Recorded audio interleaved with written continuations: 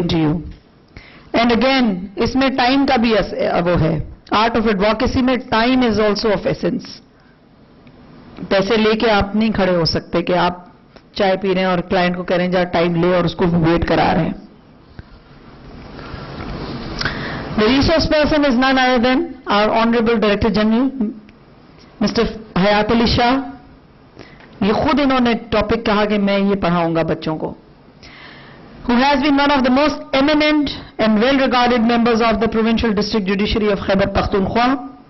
He is a retired district and sessions judge, former registrar Peshawar High Court Peshawar and founding Director General of KPK Judicial Academy in Peshawar. His professional career spans over 38 years as a lawyer, as a judicial officer and as a consultant, having worked with various international organizations like the UNDP, UNOPS, World Bank, UNICEF, GIZ and DFID on various projects in the arena of legal and judicial reform. Mr. Hayat Ali Shah retired from the judicial services in 2017.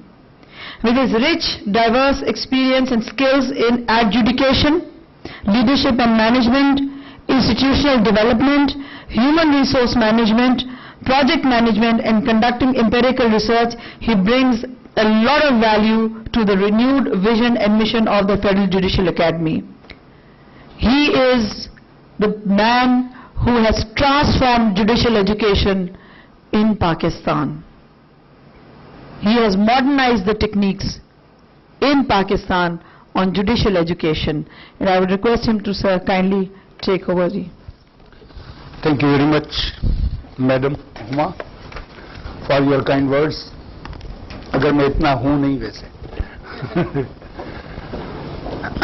Art of advocacy, आप सब वकील हैं और I know that all of you are very much interested to listen that what is art of advocacy. ऐसा ही है ना? And I'm sure most of you have practiced for more than 5 years. Am I right? Yes.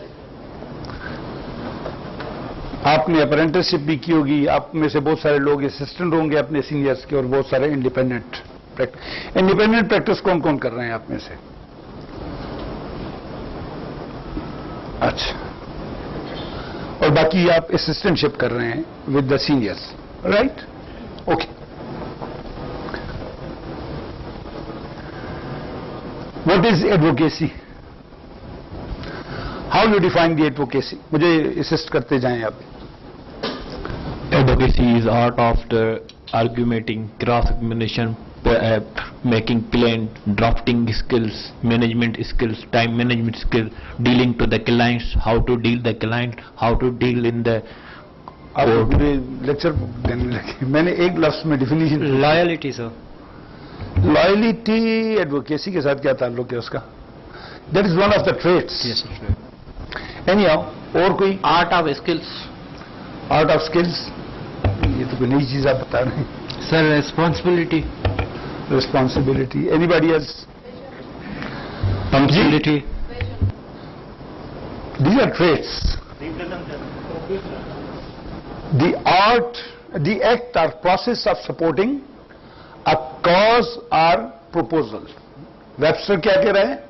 Advocacy क्या चीज है?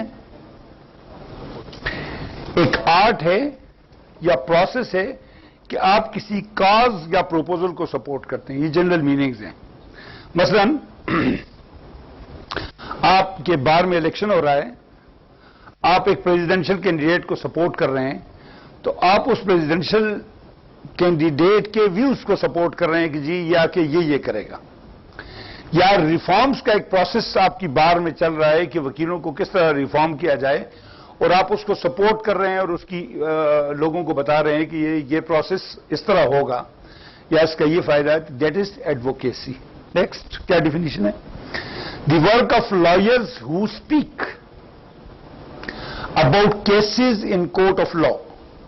ये Oxford ने इसको define किया है कि वकील जो अदालत में करते हैं इसको एडवोकेसी कहते हैं. आगे जाएं. What is art? आर्ट किसे कहते हैं? Fun, sir. जी Fun. फन. फन किसे कहते हैं? सर मतलब कि उसकी काउंसलिंग अच्छी हो, एडवोकेसी अच्छी हो। भाई आप ट्रेड्स बता रहे हैं, मुझे डिफिनेशन बताएं। कला सर, स्किल्स सर हुनर सर, हुनर सर, हुनर सर, हुनर किसे कहते हैं, मैं ये पूछ रहा हूँ आपसे। Special हाउ test यू हो। डिफाइन द हुनर? स्पेशल जी expertise, expertise, How to special. present the case before किसी भी the- काम को सर एक मुख्तलिफ अंदाज में अपने आप में करना, हुनर की qualities. Skill acquired by experience, study or observation, like the art of making friends. Art क्या चीज है? ये एक स्किल है। स्किल किसे कहते हैं? हुनर को स्किल कहते हैं, आर्ट को हुनर नहीं कहते। आर्ट को फन कहते हैं। फन क्या है? वो हुनर है जो आप तजुर्बे से, मुताले से या देखकर सीखते हो। That is called art. आपको कौन सा फनकार अच्छा लगता है? गाने वाले किसी फनकार का नाम बताएं। आशा परवीन आपको अच्छी लगती है, और किसी को? नुसरत फतेह अली खान। नुसरत फतेह अली खान, राहत फतेह अली खान जी, आतिफ असलम, सजाद अली। उन्हीं के शायद आपने कभी उनसे पूछा है कि वो ये फनकार किस तरह बने? उन्होंने कितनी जान मारी है, कितनी मेहनत की है? नहीं, फन का मुजाहिरा और आपके दिलों पे हुक्मरानी करने तक ये मंजिल, ये रास्ता उन्होंने किस तरह तय किया है? रियाज करके। और रियाज किसे कहते हैं जी? रियाज प्रैक्टिस से एक ऊपर चीज है। रियाज खो जाना किसी चीज में, किसी के इश्क में, जुनून को रियाज कहते हैं कि जुनून की हद तक आप काम करते हैं ना, तो उसको रियाज करते हैं। तब जाके नुसरत फतेह अली बनता है, या राहत फतेह अली बनता है, या आबिदा परवीन बनती है। ठीक है ना? वो किसी ने कहा था कि जी नुसरत फतेह अली किस तरह बनता है, तो उसने कहा उसके लिए इतनी जान भी चाहिए जितना वो जोर लगाता है। ठीक है ना? तो नुसरत फतेह अली बनना, फनकार बनने के लिए आपको बड़ा रियाज करना पड़ता है। अच्छा, मुझे ये बताएं, वकालत में आपने किसी पर्सन, किसी शख्सियत को आइडियलाइज किया है कभी आपके ख्याल में? आपका कोई रोल मॉडल है अपने उस्ताद के अलावा? सर जी मैं हाँ, फील्ड में सर जी? जी हाँ, कौन है? Aitzaz Ahsan, yes sir. Sardar Latif Khan Khosa sir. Sardar Latif Khan Khosa. Sir मेरा पार्टनर मुमताज अली शाह। आपका पार्टनर मुमताज अली शाह।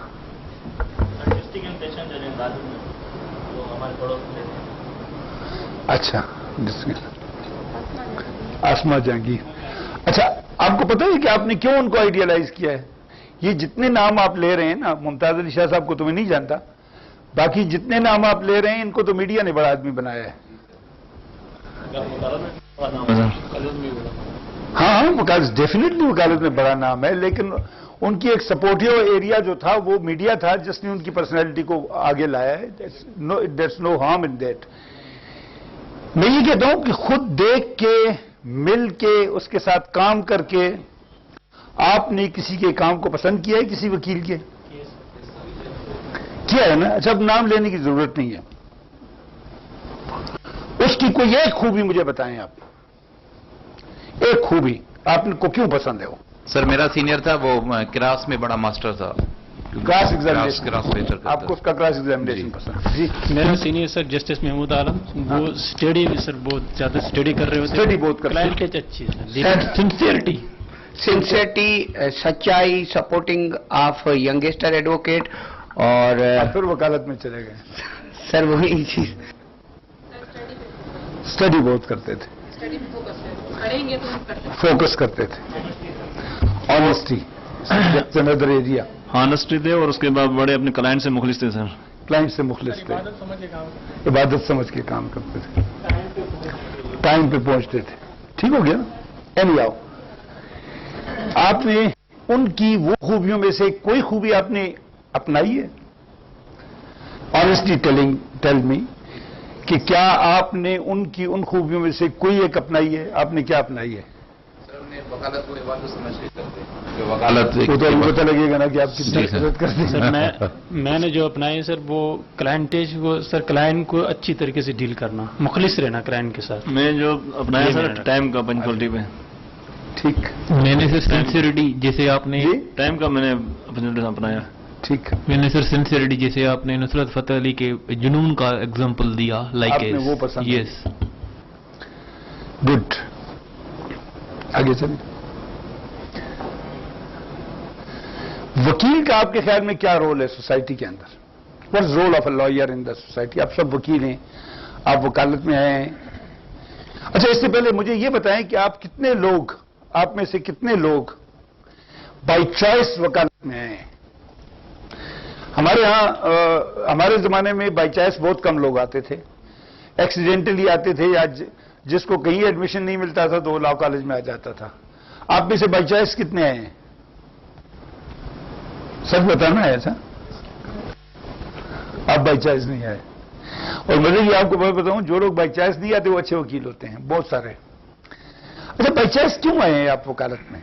आपके ज़हन में क्या था जो लोग बाय चॉइस आए? इंस्पिरेशन पावर ऑफ जी, inspiration power of my family members are most of advocates so that अच्छा, आप इस वजह से कि आपके खानदान के ज्यादा लोग वकील हैं, inspiration आप उनसे इंस्पायर हुए हैं। सर मैं बताऊं सर, मैं वैसे भी सोशल था, मैंने चाहा कि इसमें हेल्पफुल रहूं ह्यूमैनिटी के लिए काम। सर सेम हेयर, मैं भी सोशल था कि उनकी सपोर्टिव एप्लीकेशन वगैरह लीगल तरीके से देना करना, इन चीज़ों में फिर प्रोफेशन में। सर मैं कुछ कहना चाहती हूँ। जी जी, सर मैं इस वजह से आई क्योंकि मैं फीमेल्स के जब इशू देखती थी तो मुझे लगता था कि मुझे प्रॉपर एक प्लेटफॉर्म चाहिए, और फिर लॉ के जरिए मैं अगर उनके इश्यूज हल कर पाती हूँ तो फिर इस सेंस में मैंने ज्वाइन किया। अपनी एक पहचान बनाने के लिए मैं इस फील्ड में आया। ये आपके अली साईं दीनू और मैं इकट्ठे, हमने शरीयत ट्रेनिंग में हम इकट्ठे थे। अली साईं दीनू को जानते हैं आप ना? हाई कोर्ट के जज थे। मैं यंग था, मेरी 32 साल उम्र थी जब मैं एडिशनल सेशन जज बना। I was 32 and till then I was the youngest ever additional session जज। जो बार से डायरेक्ट आते थे उनमें से मुझसे यंग एज में कोई नहीं आया था उससे पहले पूरे पाकिस्तान में। तो हम यहां जब इकट्ठे हुए तो किसी ने पूछा कि जी आप जज क्यों बने? तो मैं उठा तो मैंने कहा जी इंसाफ करने के लिए, ये वो। तो अली साईं दीनू ने आहिस्ता से मुझे कहा कि सर मैं तो सिर्फ इसलिए आया हूं कि एक बाइज्जत रोजगार का जरिया है, ठीक है ना? तो यू आर राइट, अच्छी बात है ये। One should be very clear about his deeds, why he has. पता है, हम बहुत सारे लोग बहुत सारी चीजों का जवाब क्यों नहीं दे सकते? और ये रेलिवेंट है जो बात मैं आपसे कर रहा हूं, इसलिए कि हमें याद ही नहीं रहता, या हमारे लिए ये बात इंपॉर्टेंट नहीं होती, और हम अपने जहन में क्लियर नहीं होते, क्लैरिटी नहीं होती। आगे जाके मैं आपको बताऊंगा कि क्लैरिटी ऑफ माइंड कितनी जरूरी है वकालत में। वकील का रोल क्या है? एक्चुअल रोल, एक theoretical role. He is provider of justice to the common man. वो एक जरिया है कि वो कॉमन मैन को जस्टिस लेके दे, and he is a bridge between the court and the client. In other words, I can say that lawyer is a bridge between law and a common man. क्योंकि common man को law का पता नहीं होता। Is a bridge between the. अब मुझे ये बताएं, ब्रिज कितनी इंपॉर्टेंट चीज होती है? दो जजीरों को या दो किनारों को मिलाने वाला ब्रिज होता है ना, वो ब्रिज कितना मजबूत होना चाहिए, कितना जरूरी है। किसी को एक सिरे से दरिया के दूसरे सिरे तक जाने के लिए अगर पुल ना हो तो उसको कितनी मुश्किल होती है। वो किश्ती का सहारा लेगा, वो स्विम करेगा, वो कुछ करेगा, लेकिन पुल बन गया तो बड़ी सैलाब हो, तूफान हो, उसे परवाह नहीं होती, पुल के ऊपर चढ़ता है और ग्लास सामने चला जाता है। So bridge is a very important connecting element, I will say, we'd call it. तो वकील इंसाफ और नाइंसाफी के दरमियान एक पुल है। वकील, आम आदमी और अदालत के दरमियान पुल है। वकील, कानून और एक आम आदमी के दरमियान पुल है। दूसरा रोल वकील का क्या है? वो अमीन है। He is trustee of the rights of the person who has come to him. देखिए, आपका एक रोल ये था कि आप पुल हैं, दूसरा रोल ये है कि आप ट्रस्टी हैं, अमीन हैं, अमानतदार हैं।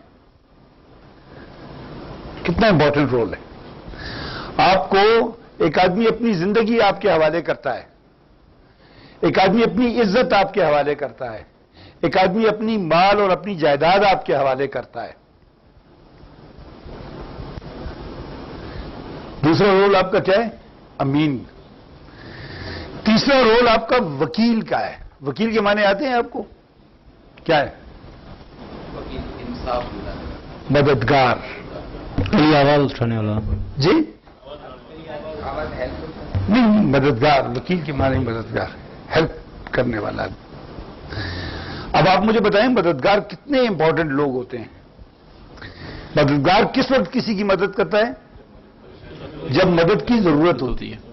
सैलाब में फंसे हुओं को जो लोग निकालते हैं वो कौन होते हैं? मददगार होते हैं, हेल्पर्स होते हैं। बीमारी में किसी की जाके इलाज करने वाले, उनकी खिदमत करने वाले कौन होते हैं?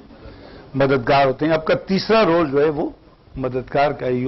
कितना इंपॉर्टेंट रोल है। आदमी अपने गम आपके हवाले कर देता है और खुद जाके आराम से सो जाता है। अब आप भी सो जाएं तो क्या होगा? आपको एहसास हो गया आप कितने इंपॉर्टेंट लोग हैं? We are very important people of the society. Because, अच्छा, चौथा आपका रोल क्या है? आपका चौथा रोल है ऑफिसर ऑफ द कोर्ट का। आप अदालत के मददगार हैं। You are officers of the court. अब अदालत जो फैसला करती है, पिछले दिनों में एक जगह एक कॉन्फ्रेंस में था तो वहां मैंने लोगों से पूछा कि जज कौन होता है? तो उन्होंने कहा जी वही जो फैसले करते ऊपर बैठा हुआ होता है।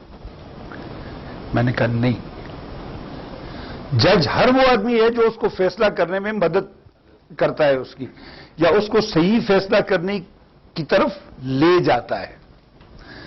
अब फर्ज किया मेरी ये रिस्पॉन्सिबिलिटी है कि मैं एक आदमी का मुकदमा अदालत के सामने जाके पेश करता हूं, जज साहब के सामने, और मैं अपनी ड्यूटी पूरी नहीं कर रहा। मुझे जितना पढ़ना चाहिए मैं पढ़ता नहीं हूं, मुझे जिस तरह बोलना चाहिए मैं बोलता नहीं हूं, ठीक है। और मेरी नालायकी या मेरी नाअहली या मेरी सुस्ती या मेरी कायली या मेरी एरोगेंस या मेरे बिहेवियर की वजह से किसी आदमी के साथ नाइंसाफी हो जाए तो खुदा को कौन जवाब देगा? Who is responsible to answer? मैं ही रिस्पॉन्सिबल हो गया, ठीक हो गया। यानी मैं जज हूं, मैंने फैसला किया और पैगंबर सल्लल्लाहु अलैहि वसल्लम के फरमान के मुताबिक कि बदतरीन है वो शख्स जिसकी चालाकी की वजह से मैं उसके हक में गलत फैसला कर दूं। वो एक इसको हम इस तरह लेते हैं कि उसकी नालायकी की वजह से अगर किसी का के हक में गलत फैसला हो गया, मेरी नालायकी की वजह से अगर गलत फैसला हो गया तो मैं उतना ही गुनाहगार हूं जितना वो जज है जिसने गलत फैसला किया है, ठीक हो गया ना।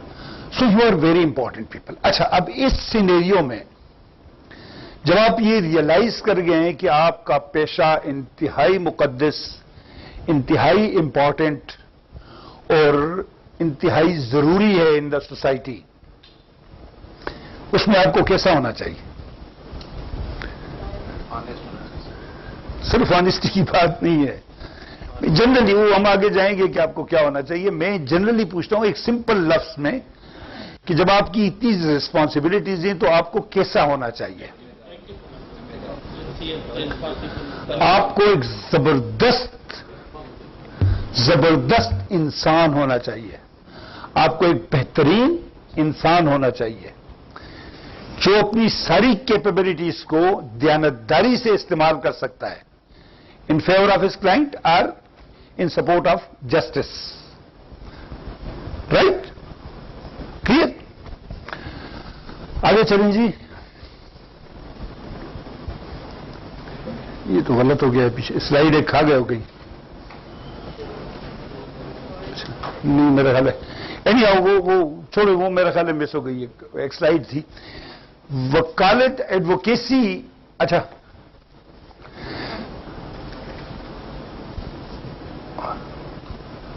बड़े नहीं दो, मैं समझ गया हूं, नहीं उससे गलत हो गया, काइंड्स ऑफ एडवोकेसी नहीं लिखा है, ये है ना, ये इसके ऊपर में टाइटल नहीं, दोनों साइड इकट्ठी कॉलम।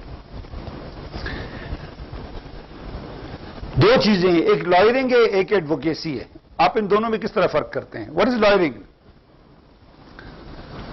What is lawyering? कुछ समझ आ रही है? आप में से बहुत सारे लोग लीगल एडवाइजर लग जाते होते हो, ठीक है ना? When you are legal adviser, आपको सिर्फ फैक्ट्स सामने रखने होते हैं, थोड़ा सा लॉ पढ़ना होता है और एक ओपिनियन दे देते हैं। That is called lawyering. That is called lawyering. When you give just opinions about, तो उसमें भी नो डाउट बहुत बड़ी रिस्पॉन्सिबिलिटी है, लेकिन स्टिल आपको क्लाइंट्स को डील नहीं करना पड़ता। You just give an opinion sitting in the office, आपने लॉ निकाला, फैक्ट्स रखे सामने कि जी ये बनता है नहीं बनता है, इसमें कोई एक्शन होना चाहिए नहीं होना चाहिए वगैरह वगैरह, and you give an opinion. That's called lawyering. Lawyering is a very simple thing, वो कोई भी कर सकता है। Next is advocacy. एडवोकेसी की डिफिनीशन हम पीछे पढ़ आए। When you virtually represent some person in the court, that is advocacy. How you represent, that is advocacy. Advocacy की भी अब दो किस्में हैं, या उसके दो स्टेजेस आप कह लें, दो किस्में कह लें। पहली है advocacy in chamber, advocacy in chamber, and दूसरी है एडवोकेसी इन कोर्ट। ये सिविल सूट को सूट क्यों कहते हैं? कभी आपने गौर किया इसमें? Why we call it suit? और इसके स्पेलिंग भी वही हैं जो सूट के स्पेलिंग हैं जो हम पहनते हैं। क्यों सूट कहते हैं इसको? Because it is tailored in the chamber of the lawyer. वहां ये सिलता है, वकील के दफ्तर में जो कार्रवाई होती है वो सूट वहां बनता है, ठीक है ना? Advocacy in chamber, that is first part of your profession, that how you behave, how you do, and what you are required to do in the chamber, that is called advocacy in chamber. Next slide पे जाओ। अच्छा, इसमें पहला question ये है कि why client should trust you? क्यों आपको ट्रस्ट करेगा क्लाइंट?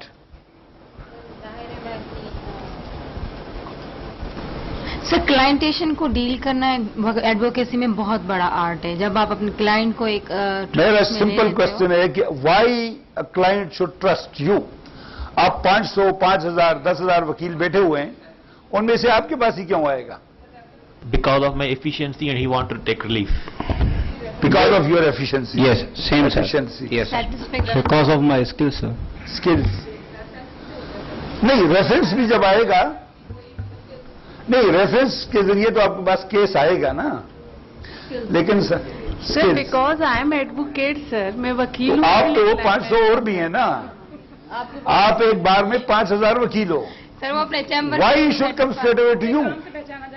सर वो अपने चैम्बर के थ्रू उसको सर सेटिस्फाई। वो अननेसेसरी जब बंदे को देखता है तो वो खुद उसकी अपनी वो पसंद के मुताबिक आ जाता है सर। वो किल्द बहुत सारे सर उसकी शोहरत और उसकी वो सडनली अगर कोर्ट के अंदर कोई वकील मिले, का एक अपना नाम होता है, एक नाम पहचान के पीछे आएगा, पहचान के जी, पीछे। अपने काम से पहचाना जाता है। अच्छा, आप मुझे ये बताएं,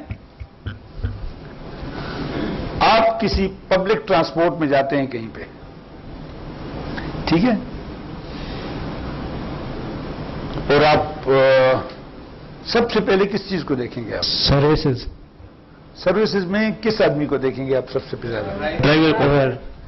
आप क्यों 120 किलोमीटर चलने वाली गाड़ी में बैठ जाते हैं और आंखें बंद करके सो भी जाते हैं?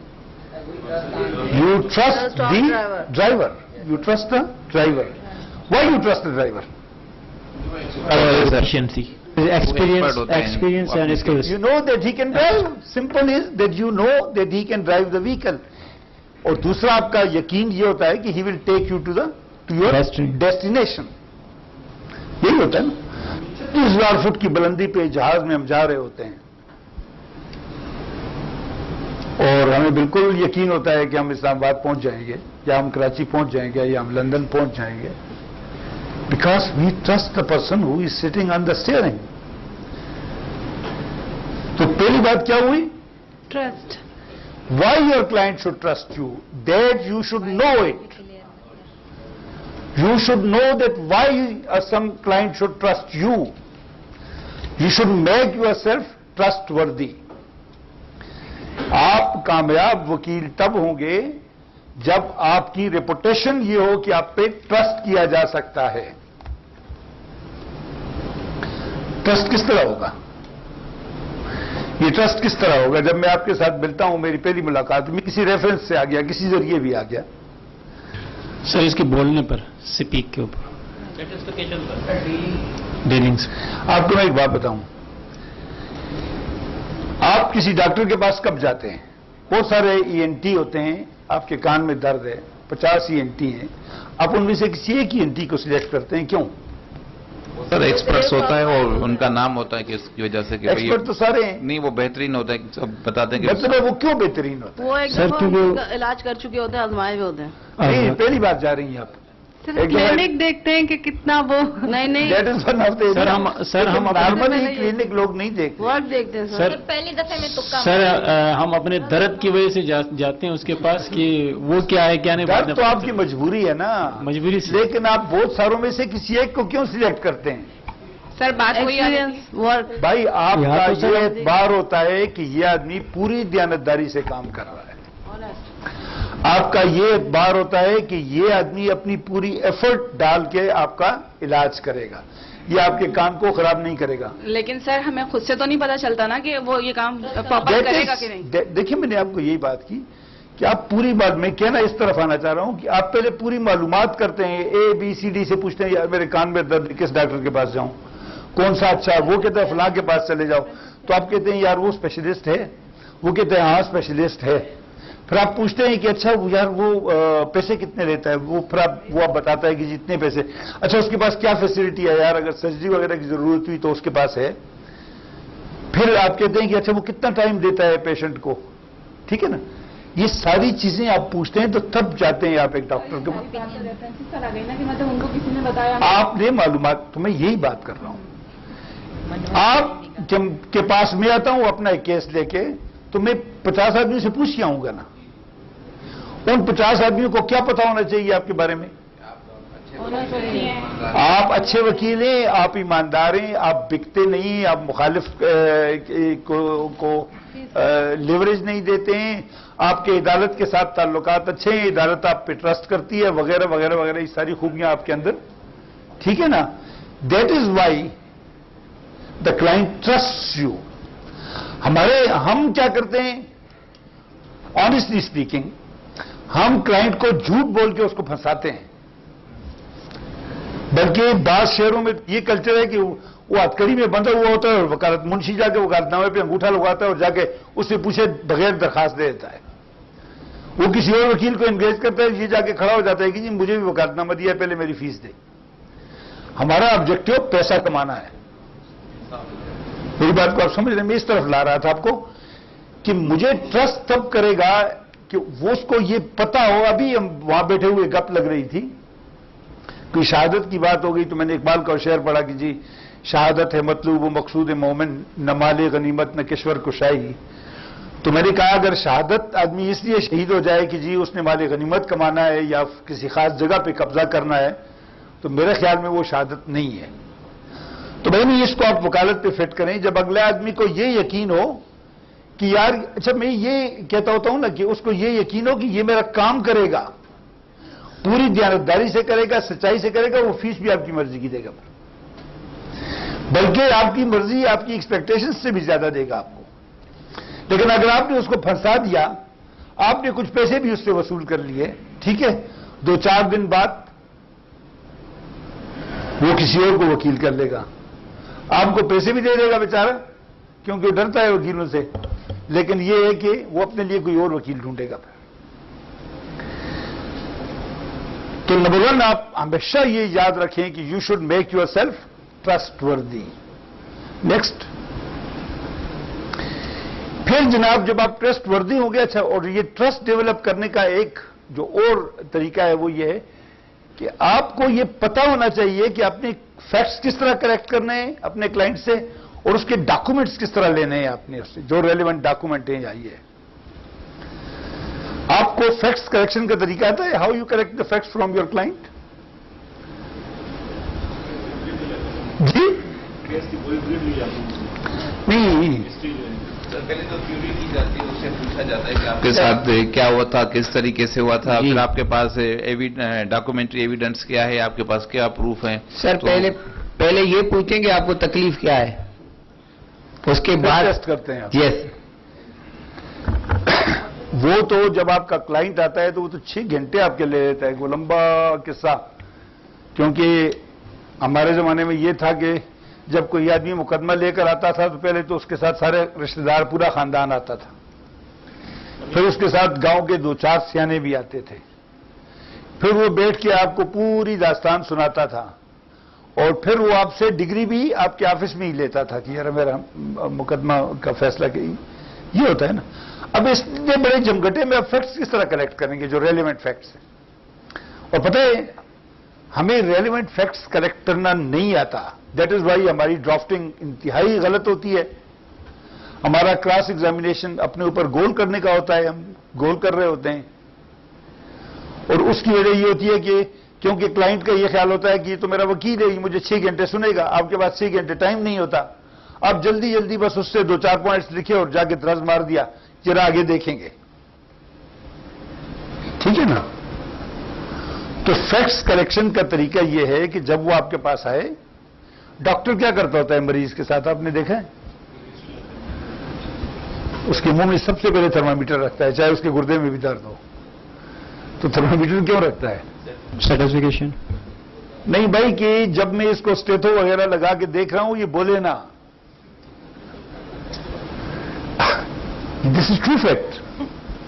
वो थर्मामीटर से सिर्फ टेम्परेचर चेक नहीं करता, उसके ये ऑब्जेक्टिव्स होते हैं। सो you must know the art कि लिमिटेड टाइम में आप किस तरह फैक्ट्स कलेक्ट करते हैं उससे, ताकि वो जो स्टोरी है या जो किस्सा आपको सुना रहा है, मसलन मेरे एक्सपीरियंस में यह है एज ए वकील, कि आदमी आपके पास आएगा तो वो किस्सा शुरू करेगा कि जी सुबह 7 बजे मैं उठा हूं, आपकी भाभी ने मेरे लिए चाय बनाई है, मैंने नाश्ता किया, फिर मैंने चादर उठाई, फिर मैं निकला, फिर मैं बस के अड्डे पे आया, वहां खड़ा था, बस ही नहीं थी, फिर काफी देर बाद मुझे बस मिली, फिर सीट नहीं थी, मैं खड़ा वहां से आया हूं, और फिर जनाब मैं यहां पहुंचा तो यहां आपके वगैरह दफ्तर ढूंढने में मेरा इतना टाइम लग गया। तो 2 घंटे तो वो ये किस्सा करेगा आपके सामने, अपनी वो दास्तान सुनाए, उसके बाद कहीं फैक्ट्स पे आएगा, फैक्ट्स पे आने से पहले भी लंबी एक कहानी करेगा ना। So you must know the art of collecting the facts. आप लेंगे, उसका तरीका यह है कि एक कागज अपने हाथ सामने रखेंगे और एक कलम पकड़ेंगे, आप उसे कहेंगे कि भाई अब मेरे सामने आप असल बात करो, क्योंकि टाइम भी कम है हमारे पास और मैं आपके ये सारे फैक्ट्स लिखना चाहता हूं। इस दौरान वो अगर कहीं डिट्रैक होता है तो you should put a question to him, आप उससे क्वेश्चन साथ साथ पूछते जाएंगे, और इस तरह फैक्ट्स कलेक्ट। मेरा पार्टनर जो था फिदा खान, आजकल बार काउंसिल का मेंबर है मानसरे में, ये उसका कमाल था। हम बैठते थे कभी ऑफिस में, तो मेरे सामने जो ही किस्सा शुरू होता था मैं बोर हो जाता था, और वो घंटों लोगों को बैठ के सुनता रहता था, उसका बड़ा स्टेमिना था। मैं उसको कहता था you are a very good listener, और मैं आपको बताऊं वकील को बहुत अच्छा लिसनर होना चाहिए, he should be a very patient person, बहुत अच्छा। लेकिन उसका कमाल ये था कि वो उनको सुनने के बाद जो ब्रीफ बना करके रखता था, तो वो बड़े कमाल का ब्रीफ होता। और ये हमने अपने उस्ताद से सीखा था, अल्लाह उसकी मगफिरत करे, जीनत खान साहब थे। ये उनका कमाल था कि वो चूंकि इंतहाई सीरियस आदमी थे। अच्छा, मैं अब दूसरी बात भी इसमें बता दूं, when you sit in your office, don't be casual. आप जब भी कैजुअल बैठेंगे तो लोग आपको सीरियस नहीं लेंगे और वो इधर उधर की कहानियां ही आपको सुनाते रहेंगे। But when you are sitting properly dressed in your office और बड़े सीरियस होकर आप बैठते हैं, आदमी आता है आपके पास बैठता है, उसके लिए अपनी कुर्सी होनी चाहिए, you should sit on that chair, और आप उसको सुनते हो, तो उसका बेहतरीन तरीका ये, टेक अ पेपर और अ पेन, कलम निकालें और उसके पॉइंट्स लेना शुरू कर दें। He will be very relevant और बड़े थोड़े टाइम में आपको रेलिवेंट फैक्ट्स सुना देगा। एक दफा आपने फैक्ट्स नोट कर दिए क्लाइंट की मौजूदगी में, यू रीड देम, उससे एक दफा आप गुजर जाएं। आप देख लें कि क्या आपके पर्पस के लिए ये फैक्ट्स काफी है या आपको कुछ और मालूमात की जरूरत भी है। So if you feel that you need to ask some other facts as well, तो आप उससे उस हिसाब से क्वेश्चन कर लेंगे। 1, 2, 3 क्वेश्चंस आपने कर लिए। फर्स्ट किया क्रिमिनल केस है और आदमी आया, उसने आपको स्टोरी सुनाई, ठीक है ना, और आपने देखा कि आप उसने रिलेशन विद द एक्यूज्ड और रिलेशन विद द कंप्लेनेंट नहीं दिखाया, बताया आपको, तो आप उससे पूछ लेते हैं कि अच्छा आपका इसके साथ कोई रिश्ता है, ठीक है, या मोटिव प्रॉपरली एक्सप्लेन नहीं किया, तो आप उस पर 2-4 क्वेश्चन कर दें मोटिव पे कि ये जो मोटिव बता रहा है क्या ये वाकई ऐसा है, या ये कहीं ऐसा ना हो कि फॉल्स इम्प्लीकेशन के लिए काज ना बन जाए मोटिव वगैरह वगैरह। तो आप फैक्ट्स को थोड़ा सा एक्सप्लोर भी करें, तो that way you will collect the facts. अब डॉक्यूमेंट्स किस तरह लेंगे आप उससे? कुछ लोगों बहुत सारा सिविल केस है अगर तो, और अगर लैंड का केस है तो इतना बड़ा पलंदा तो साथ लेके आया हुआ होगा, वो आपको देगा। लेकिन you need to get some time to find out the relevant documents. आप उन सारे डॉक्यूमेंट्स को एक नजर देख लें और उसमें जो रेलिवेंट डॉक्यूमेंट है वो रख लें। फॉर एग्जाम्पल, अगर आपके पास टाइम नहीं है तो उससे सारे डॉक्यूमेंट्स जो उसके पास है वो सारे ले लें। You get all the documents what ever he has brought. उसमें खत भी होंगे, उसमें बगैर दस्तखतशुदा नोट्स भी होंगे, उसमें कोई हिसाब किताब की कॉपी भी होगी, उसमें कहीं कोई एग्रीमेंट अनसाइंड भी होगा, बहुत सारी चीजें होंगी। वो सारे डॉक्यूमेंट्स आप उससे ले लें and then get some time to read them, ठीक है। वो हम आगे आते हैं कि how you read the documents. Next पे जाएं, dissection of facts, documents and analysis. आप फैक्ट्स और डॉक्यूमेंट्स को बैठ के डाइसेक्ट करें। पर सबसे पहले आपने क्या डिटरमिन करना है? Truthfulness of the story of your own client, कि आपके सामने जो आदमी जो कहानी लेके आया है वो कितनी सच्ची है, ठीक है ना।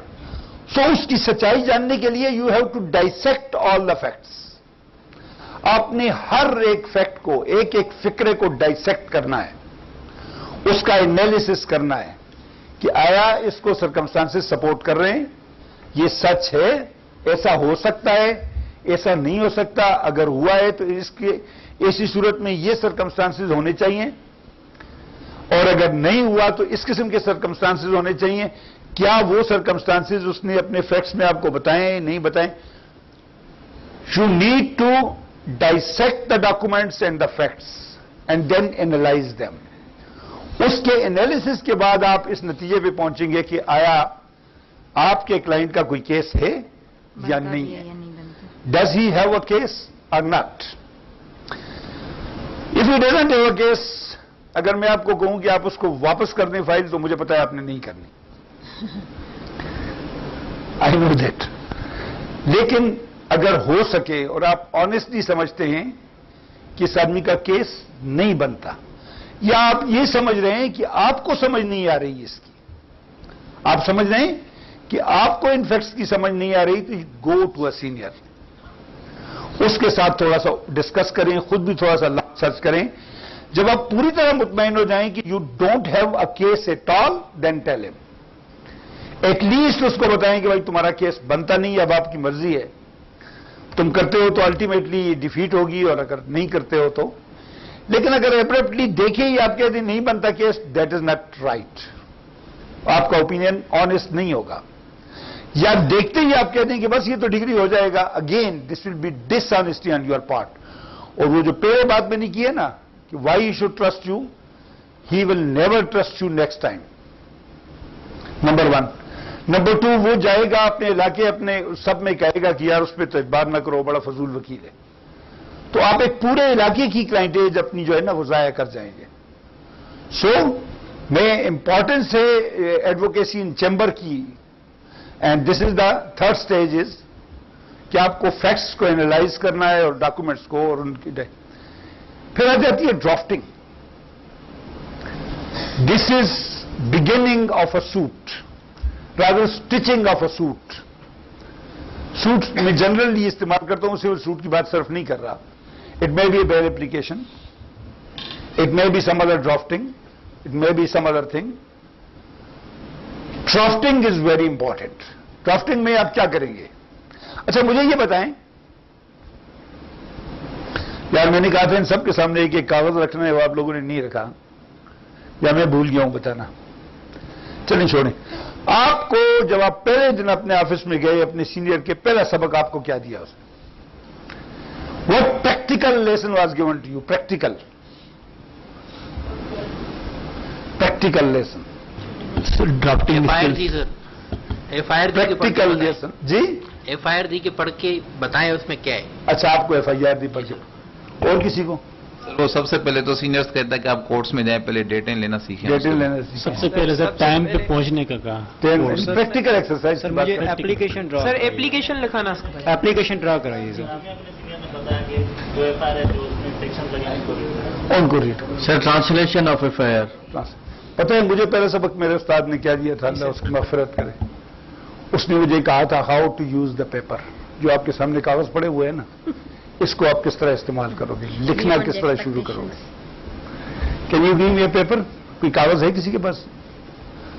अकेला कागज, खाली कागज, खाली नहीं, बड़ा कागज चाहिए। ये दे दो, कोई भी वो कैलेंडर वो दे दो, आपका कोई चीज भी उठा के दे दो। उन्होंने पहले दिन और एक एक दस्ता कागज हमारे सामने रखे और उन्होंने कहा सबसे पहले हाशिया बनाना सीखो। पहला सबक क्या दिया था? ये ड्राफ्टिंग का पहला सबक था। एक दिन पूरा कि आपको लाइनें नहीं मारनी, ये किया उसने। फिर उसने इस साइड से कागज को यूं तोड़ा, फिर इस साइड से कागज को यूं तोड़ा, ठीक है ना। ये उसने कहा सिर्फ इस पोर्शन पे आप लिखोगे। मुझे यकीन है आप जब लिखते हो तो यहां से शुरू करते हो और यहां आखिरी लाइन तक इस तरह करते हैं, और इस तरह कागज तोड़ते हैं आप, फोल्ड करते हैं ना। That's good. ये प्रैक्टिस से जमाने से चलती है।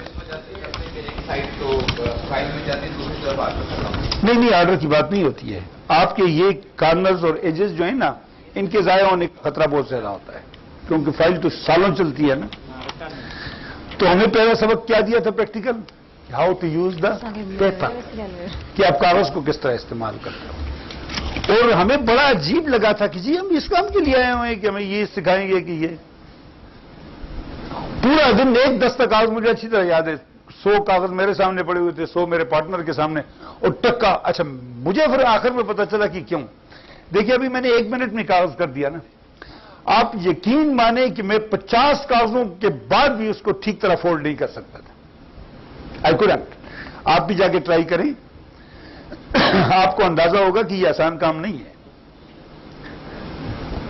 ठीक है ना। अच्छा पहला दिन वो गुजर गया, तो शाम को हम जब जाने लगे तो उसने कहा कि ऑर्डर 7 पढ़ के आए आप सीपीसी का। ऑर्डर 7 क्या है सीपीसी का? प्लेंट जी प्लांट है, राइटिंग ऑफ, कि प्लांट में क्या होता है। अच्छा हम जब ऑर्डर 7 पढ़ के आए, और मैं ऑनेस्टली आई कन्फेस कि मेरी आदत ये थी कि मैं 24 घंटों में ऑर्डर 7 पढ़ नहीं सका था, क्योंकि मैं स्टूडेंट लीडर रहा था, पॉलिटिक्स करता रहा था। वकालत के बारे में मेरा ये ख्याल था कि बस आया तकरीर की, जज साहब को इम्प्रेस किया, मुझे रिलीफ मिल जाएगा। मुझे एक रत्ती भी ये ख्याल नहीं था कि मैंने पढ़ना भी होगा, मैंने लिखना भी होगा, मैंने आर्ग्यू करना होगा तो किसी ग्राउंड पे आर्ग्यू करना होगा, लॉ भी मुझे आना चाहिए। No not at all.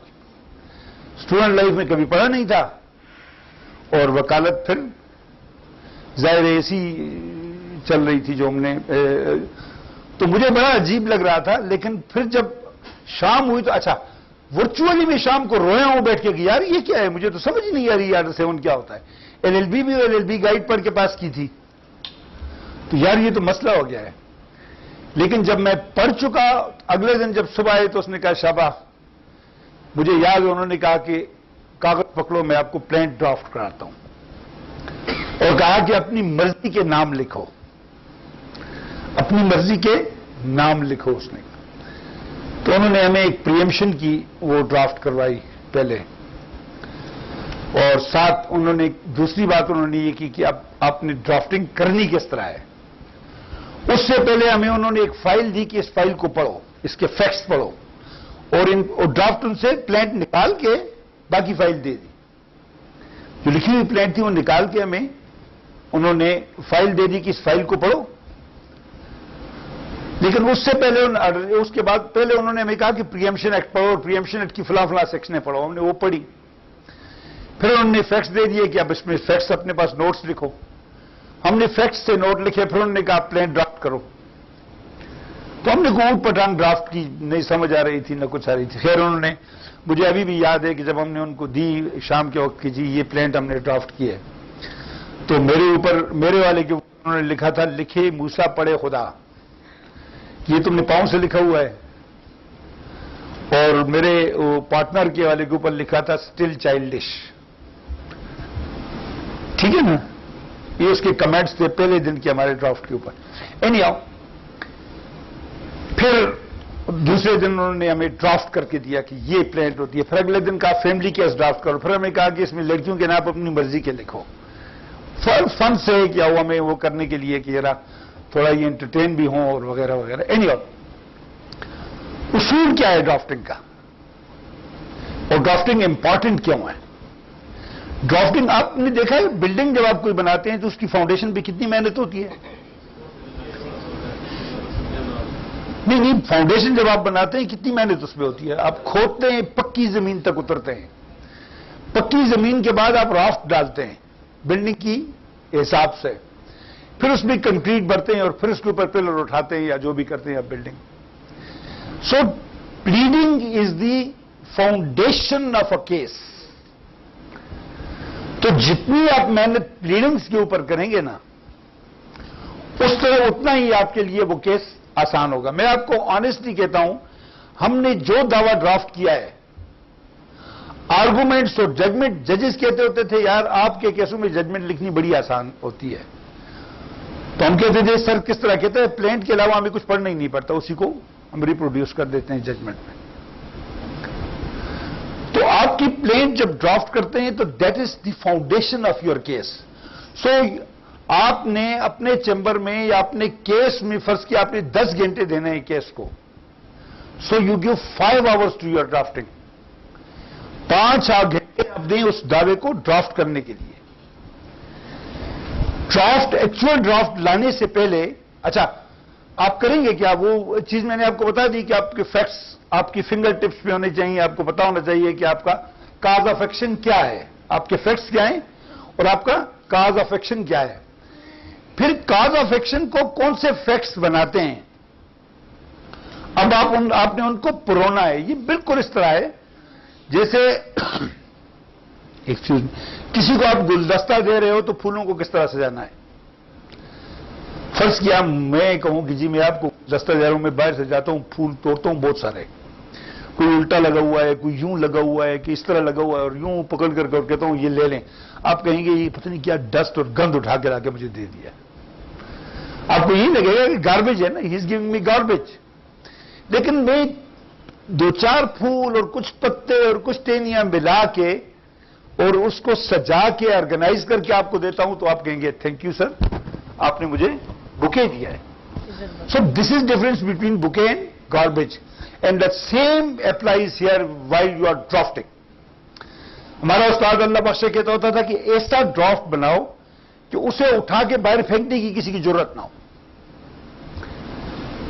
हमारी नालायकी की वजह से बहुत अच्छा केस हम इतना बुरा ड्राफ्ट कर देते हैं कि पहली तारीख भी जज के सर में दर्द हो जाता है कि यार इसमें सर कहां है, पांव कहां है, काज ऑफ एक्शन कहां है, किस लाके थे तुम आए हो भाई। ठीक है ना। अब अब इसकी डेकोरेशन आप किस तरह करेंगे? Number 1, procedural law should be on your finger tips. कि किसी डॉक्यूमेंट के लिखने के लिए जो बुनियादी चीजें लॉ में रिक्वायर्ड हैं, से प्लांट है या कुछ भी है, वो आपको पता होनी चाहिए कि इसमें हेडिंग ऑफ द प्लान में उस डिटेल में नहीं जाता, वो आपको पता है कि क्या डालना होता है, लेकिन वो रूल्स आपको सारे पता होने चाहिए ड्राफ्टिंग के, कि एक खास डॉक्यूमेंट को ड्राफ्ट करने के लिए जो रूल्स होते हैं। नंबर 2, सब्सटेंटिव लॉ को आप खामखा पढ़ेंगे। जिस लॉ के तहत आप रिलीफ मांग रहे हो, if it is a specific performance, if it is preemption, if it is tenancy, if it is companies, if it is something anything else, banking वगैरह वगैरह, जो लॉ भी है, जो सब्सटेंटिव लॉ है उसको पढ़ना बहुत जरूरी है। लेकिन उसको किस तरह पढ़ना है आपने? अभी मैं उस दिन किसी की कोई सुन रहा था तो मुझे 2 लफ्ज बड़े पसंद आए उसमें। उसका कह रहा था कि parroting is not sufficient, parroting the facts. ये पहली बार मैंने ये लफ्ज सुना है, parroting the facts. Parroting the facts का मतलब आता है आपको? पैरेट से ये इंडिया वाले नई तरकीबें निकालते हैं ना। पैरेटिंग मीन्स तोते की तरह याद करना। तो वो कहता है कि तोते की तरफ फैक्ट्स को याद करने का कोई फायदा नहीं है। Go deep into the facts and understand them. जब तक आप फैक्ट्स को अंडरस्टैंड नहीं करते, उस वक्त तक आप फैक्ट्स को एक्सप्रेस नहीं कर सकते। मैं एक इंडियन सॉलिसिटर को सुन रहा था, उसने बड़े मजे की बात की। उसने कहा जी पहली दफा मैंने एक डॉक्यूमेंट लिखा या एक पेपर लिखा, कॉलेज की अपनी बात करता है, तो कहते हैं मुझे जो टीचर आया क्लास में तो उसने एक पेपर उठाया, उसने कहा इस आदमी ने टॉप किया है लेकिन इसे लैंग्वेज नहीं आती, अंग्रेजी नहीं आती। कहते हैं हर लाइन में 10 लाइनें लगी हुई थी लेकिन नंबर मुझे सबसे ज्यादा दिए थे उसने। कि इसका नॉलेज जबरदस्त है लेकिन he doesn't know how to express himself. Expression आपको कब आएगा? जब आपको लैंग्वेज आती हो। बी कंफर्टेबल, मैं आपको कहता हूं उस लैंग्वेज में ड्राफ्ट करें जो आपको आती है। अब मुझे अंग्रेजी नहीं आती तो मुझे यार कोई हाथी ने मेरे ऊपर पांव रखा हुआ है कि मैं खामखाई अंग्रेजी बोलूंगा। ये तो आपकी कन्वीनियंस है, जो लैंग्वेज आपको आती है उसमें लिखते हैं। लेकिन you must learn the language of the court. अगर अंग्रेजी प्रिवेल कर रही है तो यू मस्ट लर्न इंग्लिश। आप में से कितने लोगों ने इंग्लिश का लैंग्वेज कोर्सेज किए हैं अभी तक? आपने किया है। और किसी ने? आपने भी किया हुआ, आपने भी किया हुआ। नजर नहीं आता वैसे। बचपन की बात नहीं, आफ्टर ज्वाइनिंग द प्रोफेशन आपने अपनी लैंग्वेज को कितना इंप्रूव किया है, that is the question. Anyhow, number 2 वो कहता है कि ड्राफ्टिंग के लिए और अपने आप को एक्सप्रेस करने के लिए जरूरी है कि आप हिस्ट्री को पढ़ें। Because historian is the person who expresses, who narrates the facts. Historian क्या करता है? वो फैक्ट्स को नरेट करता है, उसको तरीका आता है कि फैक्ट्स को किस तरह नरेट किए जाते हैं। मैं अपनी तरफ से उसमें इजाफा करता हूं कि आप अफसाना और नावल भी पढ़ा करें, क्योंकि अफसाना और नावल वाला जो होता है वो फैक्ट्स की बुनियाद पे कोई नताइज अखज़ करता है, वो एनालाइज करता है फैक्ट्स को और उस एनालिसिस के नतीजे में कुछ रिजल्ट्स सामने लाता है। तो आपकी ड्राफ्टिंग भी क्या होती है, स्किल क्या है ड्राफ्टिंग की, कि आप कुछ फैक्ट्स को इकट्ठा करते हैं और उन फैक्ट्स की लाइट में कोई रिलीफ मांगते हैं अदालत से, और रिलीफ अंडर द लॉ मांगते हैं आप। So you must know how to express yourself, how to write. फिर आपने एक और चीज देखी होगी, आप खुद भी जब पढ़ते हैं लंबे लंबे पैराग्राफ और लंबे लंबे सेंटेंसेस, इससे लोग बोर हो जाते हैं। क्या होता है? लोग बोर हो जाते हैं लंबे लंबे सेंटेंसेस से। सो छोटे पैराग्राफ लिखिए, क्लॉजेज जिसे हम कहते हैं, स्मॉल क्लॉजेज। एक बड़ा फैक्ट है उसको छोटे छोटे हिस्सों में तकसीम करके आप लिखें और छोटे सेंटेंसेस लिखें, small sentences with small paragraphs. लेकिन हर पैराग्राफ जो है एक कंप्लीट फैक्ट डिस्क्लोज कर रहा हो, इस तरह नहीं कि एक ही फैक्ट है और उसको आपने 10 पैराग्राफ में तकसीम कर दिया। नो, आप उस फैक्ट को इस तरह डाइसेक्ट करेंगे कि हर पैराग्राफ जो है वो एक इंडिपेंडेंट फैक्ट नजर आए। वो इंटरेस्टिंग हो जाता है पढ़ने वाले के लिए, वो ही टेक्स, उसके लिए पढ़ना आसान हो जाता है और पढ़ना इंटरेस्टिंग हो जाता है। नंबर 3, पता नहीं नंबर 3 है कि नंबर 4 है, एनी और जो नंबर भी है, write plain language. Never try to use difficult words and difficult idioms in your readings. Always use plain language, easy language. जो एक आम आदमी पढ़े उसको समझ आए, ताकि आपका क्लाइंट अनपढ़ आदमी है, थोड़ा सा पढ़ा हुआ है, वो भी पढ़े तो वो भी वाह वाह कर उठे कि जी जबरदस्त केस मेरे वकील साहब ने मेरे लिए तैयार किया है। Use plain language, simple language जो अंडरस्टैंडेबल हो। राइट, टाइम थोड़ा है मेरा ख्याल, थोड़ा तेज चलते हैं। ज्यादा ड्राफ्टिंग पे काफी हो गया कि मजीद कुछ आप पूछना चलाना चाहते हैं इसको? अच्छा, आगे आगे जी, strength of your case. Strength of your case, इसमें एस भी होना चाहिए सर, कि आपके केस की मजबूतियां क्या हैं,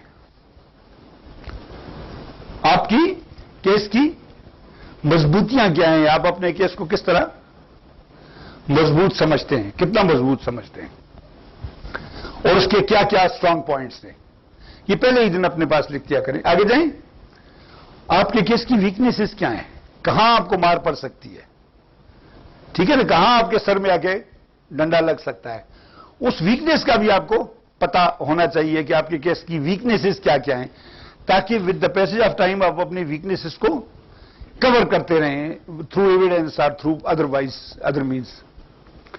ठीक हो गया? Strength and weaknesses of the opposite side. हमारे एक वकील साहब होते थे, अल्लाह उनकी मगफिरत करे, वो फोत हो गए। वो हमेशा केस मुखालिफ के केस से, अपना केस जब तैयार करते थे ना, तो उससे पहले अपोजिट का केस तैयार करते होते थे। और सुबह हम जब उनसे मिलते थे, हम इकट्ठे केस कर रहे थे, तो सुबह सवेरे में गया, सवेरे मेरी भी आदत थी बहुत सवेरे जाने की बार रूम को, और वो भी सबसे पहले आते थे। तो हाईकोर्ट में केस था, सर्दियों का मौसम था, बर्फ पड़ी हुई थी, और सर्दी से हम वो मैं गया तो बार रूम में उन दिनों में गैस वेस नहीं थी, तो लकड़ियां जलाते होते थे। तो इसने अखबार पकड़ा हुआ है, वो नौकर आग जलाने की कोशिश कर रहा है ना। तो मैं गया तो कहता है कि शाहजी, मैंने कहा जी, कहता है यार हमारा केस नहीं है, नहीं बनता। मैंने कहा जी आप किस तरह कहते हैं? कहते हैं यार नहीं बनता, बस। मैं भी बड़ा डिसअपॉइंट हो गया यार, ये केस तो नहीं बन रहा, तो करेंगे क्या? कहते हैं यार बस कुछ करते हैं, आज कोई तारीख लो या कोई तरीका करो ना। मैंने कहा जी क्यों नहीं बनता? कहते हैं मैं रात को उनका केस पढ़ रहा था, मैं रात को उनका केस पढ़ रहा था, उनके चीजें बहुत स्ट्रांग हैं और बड़ा जबरदस्त केस है उनका। मैंने कहा जी मसलन कौन सी चीज से आप परेशान हो गए? तो उसने बिल्कुल इस तरह मेरे सामने आर्ग्यू करना शुरू किया जैसे वो उनका केस आर्ग्यू कर रहा। मैं परेशान हो गया, मैंने कहा यार ये तो बिल्कुल ठीक कह रहा है। मैं जूनियर था, मैं उनका जूनियर नहीं था, लेकिन मेरे प्रैक्टिस में जूनियर था और बहुत सीनियर आदमी थे। अदालत में गए तो अब मेरा ख्याल है कि ये एडजमेंट लेगा, अभी शुरू हो गया, एडजमेंट नहीं ली। अच्छा, अब वहां आर्गुमेंट करने लगा तो the things were totally different. बाहर निकला तो मैंने कहा सर ये बात उल्टी नहीं हो गई, और वो केस हम जीत भी गए। कहते बात उल्टी नहीं हुई बेटा, मैं आपको सिखाना चाहता था कि हमेशा मुखालिफ का केस पहले पढ़ा करो, अपने पे केस से पहले। मैंने कहा जी इसका फायदा क्या होगा? उसने कहा इसका फायदा ये होगा कि जो अनएक्सपेक्टेड चीजें आपको आ रही हैं वो आपने पहले से उनके लिए ज़हनी तौर पे आप तैयार होंगे। इसके लिए खास लफ्ज है, मेरे ज़हन से उतर गया अंग्रेजी का। वो जो चीज आप पहले से एसेस कर लेते हैं उसको क्या कहते हैं? नहीं, एक एज्यूम और चीज है, एक्सपेक्ट भी नहीं, इमेजिन है। लेकिन आप जब किसी फैक्ट को इमेजिन करते हैं कि या किसी इवेंट को इमेजिन करते हैं कि प्रोफेसी टाइप चीज होती है, लेकिन इसके लिए खास लफ्ज है। नहीं आओ, छोड़िए उसको जी। नहीं, मसलन मैं अचानक मुझे फील होता है कि मैं अभी बाहर जाऊंगा तो बाहर इस तरह की सिचुएशन हो जाएगी। तो मैंने उससे कैसे निपटना है? नहीं, मेंटली तो आपने प्रिपेयर होना है, लेकिन इसके लिए खास लफ्ज अभी अभी मेरे ज़हन में था और अभी उतर गया है। बस जो जी याद आ गया तो ठीक है, नहीं आया तो अल्लाह मालिक। सर, एक तो प्रिकॉशनरी अप्रोचेस लेनी पड़ती हैं कोई आपको। प्रिकॉशनरी को ये जो है ना, इस प्रोसेस के लिए एक लफ्ज है बड़ा खूबसूरत कि आप अपने आप को, चलिए उसमें टाइम नहीं जाया करते। मैं कहना ये चाहता हूं कि आप जब अपोजिट का केस पढ़ते हो ना, तो आपको उसकी स्ट्रेंथ्स का पता चल जाता है और आपको पता होता है कि जब मैं आर्गुमेंट शुरू करूंगा तो जज मुझसे ये क्वेश्चन कर सकता है या मुखालिफ वकील इस पॉइंट पे स्ट्रेस करेगा या ऑल ऑफ ए सडन कहीं से ये बात आएगी। ये मैं इसको आप यूं समझे, पिछली में ये सुन रहा था कि, और उसके लिए जरूरी क्या है? उसके लिए एक तो आप अपोजिट का केस पूरा पढ़ोगे और उसकी वीकनेसेस और उसकी स्ट्रेंथ्स आपको पता होगी और आप ज़हनी तौर पे अपने आप को तैयार रखोगे कि जब भी एक क्वेश्चन होगा, और इसका जबरदस्त इंपैक्ट होता है कोर्ट के ऊपर। फर्ज किया आपने उसका केस पढ़ा हुआ है और आपको पता है कि फलां वक्त ये क्वेश्चन जज करेगा और आप एब्रप्टली जवाब दे देते हैं 2 लफ्जों में ना, तो वो मुखालिफ का केस बैठ जाता है उसी वक्त, क्योंकि जज जहां आपसे अलग सोच रहा है, बाज़ औक़ात जजिस का ज़हन एक पॉइंट के ऊपर अटका हुआ होता है। आपका बहुत अच्छा केस होगा, आप बड़े अच्छे तरीके से आर्गू कर रहे होंगे, लेकिन उसकी सुई एक जगह अटकी हुई होती है। अब उस सुई को आपने हटाना है, तो उस सुई को हटाने का यही तरीका है कि आप पहले से तैयार होकर के जाएंगे कि ये आदमी यहां मुझसे पूछेगा और मैंने इसका ये जवाब देना है पहले से ही। वो कह रहे हैं कि केस हम कर रहे थे, कोई किसी बिल्डिंग का था, तो इन्वायरमेंट वाले उसको बिल्डिंग को कंस्ट्रक्शन की इजाजत नहीं दे रहे थे। ये कोई इंडियन लॉयर, इंडियन केस है उसका। कहता है वो जो कंपनी थी वो बहुत सरमाएदार लोग थे, उसने बड़े टॉप के इंडियन लॉयर्स एंगेज किए हुए थे। कहते हैं एनवायरमेंट वालों का ऑब्जेक्शन ये था कि ये बिल्डिंग एनवायरमेंट हैजर्डस है एनवायरमेंट के लिए, और हमारा ये डिफेंस था कि ये हमारी जो कंपनी है जो ये डेवलप कर रही है एरिया, वो एनवायरमेंट को सपोर्ट कर रही है। कहते एक छोटा सा पॉइंट लेकिन हमारी समझ में नहीं आ रहा था और हम हारते जा रहे थे। कहता है कि सुप्रीम कोर्ट में हमने जब आर्गुमेंट शुरू किए तो बेंच हमें सुन ही नहीं रहा था। कहते एक और सीनियर वकील था, हम उसके पीछे गए शाम को कि जी इसको एंगेज किया, और कोई नाम, बड़ा अच्छा नाम उसका बता रहे थे। तो उस वकील ने कहते पहले ही हमसे क्वेश्चन किया कि how much trees you have grown, कि नक्शा मुझे दो जो आपका प्लान है और आपने कितने दरख्त उगाए हैं। तो कहते हैं हमने कहा कि 30,000। कहते ओके बस चले जाए, मैं कल आऊंगा, आर्गू करूंगा केस। वो जब गया सुबह तो बेंच ने पहला क्वेश्चन ये किया कि how much trees you have grown. Question क्या था? How much. कहते 3 दिन से हम लगे हुए हैं, मैं बेंच सुन ही नहीं रहा था। वो वकील साहब आए और बेंच ने पहला क्वेश्चन किया जी how much trees you have grown. उसने नक्शा निकाला और कहा 30,000। कहा ओके, एनवायरमेंट वालों को कहो जाओ अपना काम करके, and we won the case. अब सुनिए बात क्या हुई। यू मस्ट नो द जज एज वेल, ठीक है ना। आप सिर्फ अपने स्ट्रेंथ की बात नहीं है, आपको यह भी पता हो कि जज का माइंड क्या होता है, वो किस वक्त इरिटेट कर जाता है किसी बात के ऊपर। एनी हाउ इस पे आते हैं तो ये बातें आ जाएंगी। Advocacy in the court. Again first question, why court should trust you. आपको कोर्ट क्यों ट्रस्ट करे? Why the court should trust you? Sir evidences जो हम पेश कर रहे हैं उसकी बुनियाद में।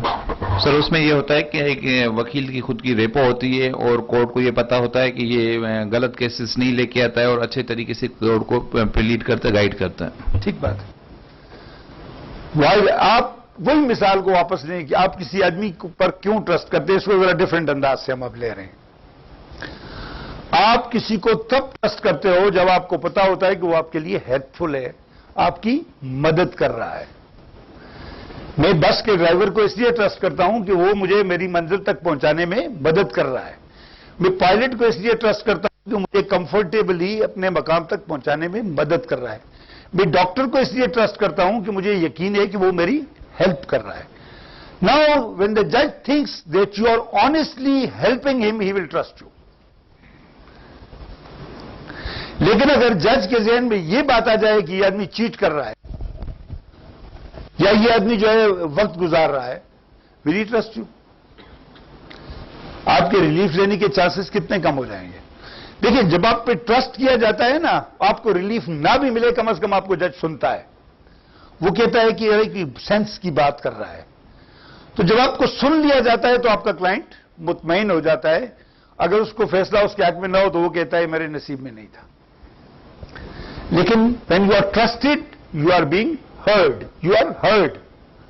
और अगर आप ट्रस्ट नहीं किए जाते तो सबसे पहले ये होता है कि जज या कुछ लिखने लग जाता है, या मैं तो फूल काटता होता बैठ के ना. जब वकील मुझे समझ आ जाती थी कि ये गप लगा रहा है तो मैं बैठ के, और मेरे पसंदीदा जो था, मैं चाय का कप बनाता था और पिच बनाता था और चैनक बनाता था. और तो वो फिर जज पूछते होते थे रीडर से, वकील, कि मेरे आर्गुमेंट्स के दौरान जज साहब फूल बना रहे थे या नोट्स ले रहे थे.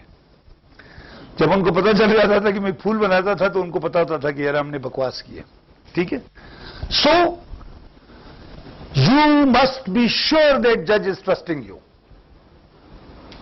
ये मैंने एक दफा अपने शागिर्दों से कहा कि यार वकील को सच्चा होना चाहिए, यू मस्ट बी ट्रूथफुल. तो उन्होंने मुझे कहा कमाल करते हैं, अगर वकील सच्चा हो गया तो उसके पास केस कौन लेके आएगा. और ये मेरे उस्ताद को अल्लाह बख्शे, उसने कहा था मुझे कि if you are truthful you will be trusted. तो मैंने उन्हें कहा कि अच्छा ठीक है, कहते हैं हमें प्रूव करके दें. तो एक दिन मैं यूं ही गया अदालत में और एक बकवास किस्म की स्टेटमेंट मैंने दी किसी केस में. जैसे आपने 2 दफा मेरी तरफ यूं देखा, लेकिन उसने कहा नहीं, मुझे रोका नहीं, और वो सीरियसली ये सोचने लग गया कि वाकई ये बात होगी जो ये कह रहा है. जब थोड़ी देर गुजर गई तो मैंने अपने शागिर्दों की तरफ देखा और फिर मैंने जज साहब से कहा, सर मैंने जो कुछ कहा है बकवास थी, गलत था. तो आपने कहा, उसने कहा क्यों कहा था ऐसे. मैंने कहा just to tell my clients, my students, that if you are truthful you are trusted. मेरी इतनी गलत स्टेटमेंट पे भी आपने मुझे ट्रस्ट किया कि मैं जो कह रहा हूं शायद ठीक कह रहा हूं. It was only because you feel that I am truthful, maybe I am not. लेकिन आप ये समझते हैं, this is a lesson for my students. हमारे उस्ताद को अल्लाह बख्शे, वो भी, उसका भी तरीका यही था, बड़ा प्रैक्टिकल टीचिंग करते थे, लेसन देते थे, और हम भी फिर यही करते थे. तो पता नहीं क्या बात कर रहा. हाँ, यू मस्ट बी ट्रस्ट वर्दी इन द कोर्ट. जब आप ट्रस्ट वर्दी होंगे तो ये मुश्किल काम है, ये इतने आसान काम नहीं है. रेपुटेशन बनाना, जिस तरह आपने कहा ना, आप कभी किसी ने अगर नुसरत फतेह अली खान को देखा हो या उसके बारे में पढ़ा हो तो उसने 8 साल की उम्र से गाना शुरू किया था. ठीक है ना. तो वो नुसरत फतेह अली खान बनते बनते उसको 30 साल हो गए. तो ये 10 दिन में आप वकील नहीं बन सकते, ये आप याद रखें, और 10 साल में भी नहीं बन सकते. It will take time. No doubt बड़ी आपको मायूसियां आएंगी. हम वकालत में 10 दफा इस नतीजे पे पहुंचे कि यार हमने गलत किया इस प्रोफेशन को ज्वाइन करके. 10 दफा ये सोचा कि इसको छोड़ के कोई और काम करते हैं. ठीक है. और इन सारे टेस्टों से गुजरने के बाद जब पैसे कमाने लगे तो मुझे उठा के जज बना दिया उन्होंने. उस जमाने में दरखास्तें नहीं देते होते थे जज बनने के लिए, आपको पता भी नहीं होता था. आपको सेशन जज रिकमेंड कर देता था, हाई कोर्ट आपको बुला के इंटरव्यू करती थी और तीसरे दिन आपको पता चलता था कि जी आप एडिशनल सेशन जज हो गए. तो शायद पैसे कमाना नसीब में नहीं था. I am happy. तो बात जी लगा किसी सच्चे इंसान की जरूरत है जो इंसाफ फराहमी करे. पता नहीं यार हमने कितना इंसाफ फराहम किया होगा, अल्लाह में माफ करे, हमसे गलतियां भी हुई होगी, कोशिश की है. लेकिन मैं प्रोफेशन आपका जो है लीगल प्रोफेशन या लॉयरशिप वाज माई पैशन. मेरा दिल था कि मैं वकील बनूं. और मेरे उस्ताद को अल्लाह बख्शे, उसका ये ख्याल था, जब मैं एडिशनल सेशन जज बन गया तो वो बोला नहीं.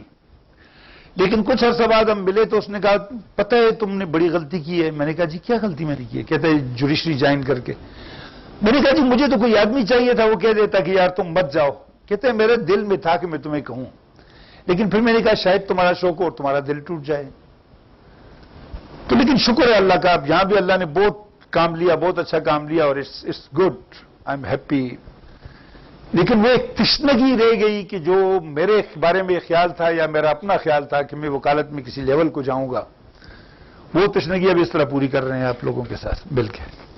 ठीक है, हम अपने शागिर्दों को देखते हैं कि या अल्लाह उनमें से कोई शानदार आदमी निकले, कोई आगे, और फिर मुझे फोन करे कि सर मैं बूढ़ा हूंगा ना, वो मुश्किल सुन सकूंगा, और वो कहेगा कि सर देखें मैंने आई क्रॉस द लिमिट्स, अब मुझे लोग एक ब्रोई समझते हैं, मुझे लोग फलां समझते हैं, फलां समझते हैं। बनाओ यार कोई आदमी तो अपना नाम निकालो ना। एनीहाउ, नेक्स्ट सेकंड चीज जो है ना, व्हाट इज योर अपीयरेंस। आप जब कोर्ट में जा रहे हो तो आपकी शक्ल कैसी नजर आती है? जी नहीं, खूबसूरत होना चाहिए। सर हमें पढ़ाते थे बैरिस्टर जमील साहब, वो कहते थे कि वकील का कॉलर कभी मिला ना होना चाहिए, वो साफ सुथरे होने चाहिए, उसकी ड्रेस होनी चाहिए, खूबसूरत होना चाहिए। हाँ जी, ब्यूटीफुल नहीं, खूबसूरत। ब्यूटीफुल में और खूबसूरत में बड़ा फर्क है। हमारा एक दोस्त था, खूबसूरत किसे कहते हैं ना, हमारा एक दोस्त था, उसका यह ख्याल था कि मैं बहुत बदसूरत हूं। उसका रंग और उसकी शक्ल अल्लाह ताला ने उसको ऐसी दी थी कि जो नॉर्मल जो हमारी वैल्यू, वो जो टर्म्स हैं या जो स्टैंडर्ड्स हैं, उसमें आप उसे खूबसूरत नहीं कह सकते थे। लेकिन वो इतना खूबसूरत इंसान था कि सारे लोग उसके गिर्द जमा रहते थे। वजह क्या थी? नंबर एक, वो बहुत सलीके से कपड़े पहनता था, अच्छे कपड़े नहीं, सलीके से कपड़े पहनना। और ये सलीका आपको आना चाहिए कि अपने कपड़े कैसे पहनना है, वो हमें नहीं आता। उसके लिए भी एक खास तरबियत की जरूरत है और अनफॉर्चुनेटली एनीहाउ, सलीके से आपके कपड़े पहने हुए हों, आपकी कमीज सलीके से धुली हुई और साफ हो, आपकी टाई सलीके से बंधी हुई हो। आपने देखा होगा ना, बड़ा कीमती सूट पहना होगा और आदमी की टाई यूं जा रही होगी, तो कितना बुरा लगता है। ये बिल्कुल इस तरह लगता है ना कि सफेद कागज के ऊपर मक्खी बैठ जाए, तो अजीब सी लगती है ना। अच्छा, फिर ये जो मिस वर्ल्ड होती हैं या मिस यूनिवर्स होती हैं, आपको पता है उनको जब चेक करते हैं या उनकी मार्किंग होती है तो क्या क्या देखते हैं उसमें? उसमें उनकी विट देखते हैं, उनकी फिगर देखते हैं, उनके कपड़े देखते हैं, उनके बात करने का अंदाज देखते हैं, उसका नॉलेज देखते हैं, उसकी इंटेलिजेंस देखते हैं। जी नहीं, अट्रैक्शन, ये सब चीजें अट्रैक्ट करती हैं, अट्रैक्शंस होती हैं। एक बहुत खूबसूरत औरत है या बहुत खूबसूरत मर्द है, लेकिन उसके मुंह से मुगल्लिज़ात निकलती हैं, वो सुनता है कोई उसको? हर एक आदमी उसको गालियां देता है कि यार इससे बच्चों की बकवास करेगा अभी आके। खूबसूरती चेहरे की नहीं होती है, खूबसूरती इज अ कंबाइंड, उसको हम क्या करें, is a combined action of different things. आपकी, हाँ, सिर्फ उस पे हम आते हैं कि वो जो ट्रस्ट वाली में बात कर रहा था, आई एम सॉरी वहां में भूल गया, कि आपकी इंटेग्रिटी अबोध अबोध होनी चाहिए। आप पे कोई आदमी आंखें बंद करके ट्रस्ट कर सके, जज को भी पता हो कि ये आदमी इंटेग्रिटी वाला है, आपके क्लाइंट को भी पता हो ये आदमी इंटेग्रिटी वाला है, और मुखालिफ वकील को भी पता हो कि ये आदमी इंटेग्रिटी वाला है। मैं एक वकील साहब के पर्सनल केस में उसके खिलाफ वकील था, उनको प्रॉपर्टी ट्रांसफर हुई थी, तो हमने ये दावा किया था कि जी ये आदमी ही वॉज नॉट मेजर जब इसका ट्रांसफर हुआ, ये बच्चा था, and he was not capable of entering into a contract. और मुझे हैरत हुई कि जब हम आर्गू कर रहे थे और एक लॉ पॉइंट पे उसने कहा जी sir I concede this, Swati case, और वो प्रॉपर्टी जिसमें उसका अपना बंगला बना हुआ था और अपना बाग था, और मैं बिल्कुल स्टन रह गया ना। तो मैंने उनसे बाहर निकला तो मैंने कहा सर आपने इतना बड़ा लॉ पॉइंट कंसीड क्यों किया? उसने कहा प्रॉपर्टी इतनी इंपॉर्टेंट नहीं होती, वो बड़ा सीरियस आदमी था ना, कहता है property is not that important as important I feel my integrity is,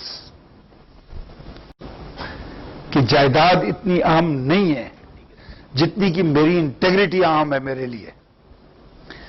आप लोग आज जाके एनालिसिस करें कि आपको अपनी इंटेग्रिटी कितनी अजीज है। और मैं आपको बताऊं, अगर आपकी इंटेग्रिटी स्टैब्लिश हो जाए ना, आधी वकालत आपकी हो गई, आपकी 50% रेपुटेशन बन गई। ठीक है, चलिए टाइम बहुत कम है। फिर ये हाउ यू एड्रेस, आप बात किस तरह करते हैं। आप अदालत में दाखिल होते ही धमकियां देना शुरू कर दें जज को, तो वो पागल है जो आपको सुनेगा, ये आपको रिलीफ देगा। नया नया एडिशनल सेशन जज बना तो एक वकील साहब आए, वो इत्तेफाक से मेरा क्लास फेलो भी था, आया अदालत में एक जजमेंट उठाई, उसने कहा कि this is the judgment against about rest of the accused, co-accused, and if your honor is not going to grant me bail, then your honor is committing contempt of court, contempt of the high court. मैंने कहा okay gentlemen, I am committing contempt of the high court as well as I am rejecting your bail application. तो आदमी परेशान हो गया। अब वो देख रहा है कि मैं, अच्छा यही काम उसने दूसरे जज साहब की अदालत में जाके किया, उसको भी गुस्सा आया, उसने भी उसकी खारिज कर दी। अब मैंने जब जजमेंट लिखी तो मैंने तो उसमें लिख दिया कि जी इस एक्यूज्ड का रोल डिफरेंट है फ्रॉम दी अदर एक्यूज्ड, और इसमें बड़ा ये है कि ये एब्सकॉन्डर रहा है, सो इसको जनरल रिलीफ नहीं मिलेगा। वो दूसरे जज साहब ने हाई कोर्ट की जजमेंट को वो करना शुरू, डाइसेंट करना शुरू कर दिया, और उसमें लिखा कि जी जज साहब के सामने ये फैक्ट्स नहीं आए और ये फैक्ट्स नहीं आए, उसको कंटेम्प्ट का नोटिस मिल गया और मेरी जजमेंट ऊपर फिर मेंटेन हो गई।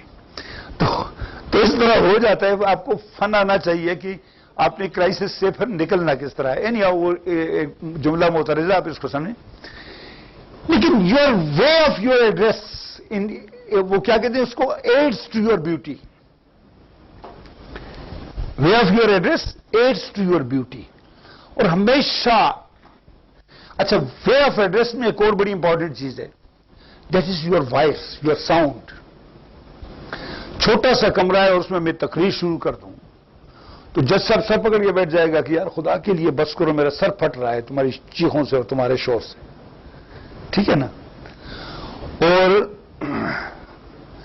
आप उस कमरे की मुनासिबत से, सिचुएशन की मुनासिबत से अल्फाज मुंतखब करके और धीमे लहजे में या मुनासिब लहजे में जब बोलेंगे तो वो एक एक लफ्ज उसके ज़हन में उतरता जाएगा।